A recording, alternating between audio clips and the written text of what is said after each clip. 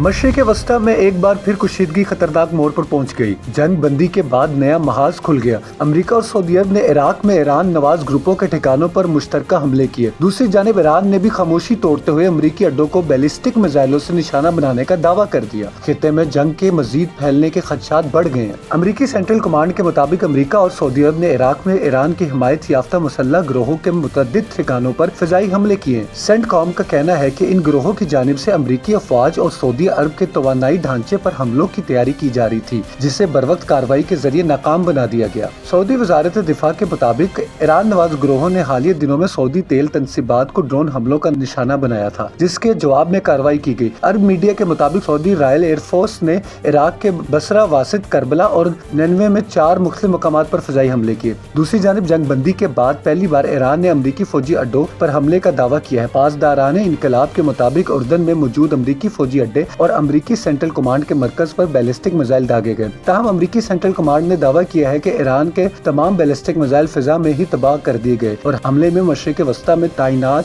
کوئی بھی امریکی فوجی نقصان کا شکار نہیں ہوا۔ ادھر پاسداران انقلاب نے یہ بھی دعویٰ کیا ہے کہ آبنائے ہرمز میں وارننگ نظر انداز کرنے والے 3 آئل ٹینکروں کو روک لیا گیا ہے، جس سے عالمی توانائی کی ترسیل اور تیل کی منڈیوں میں نئی تشویش پیدا ہو گئی ہے۔ امریکہ، سعودی عرب اور ایران کے درمیان تازہ فوجی کارروائیوں نے مشرق وسطی میں کشیدگی کو ایک نئے مرحلے میں داخل کر دیا ہے۔ تجزیہ کاروں کے مطابق اگر یہ حملے اور جوابی کارروائیاں جاری رہیں تو خطے میں ایک وسیع علاقائی جنگ کا خطرہ مزید بڑھ سکتا ہے۔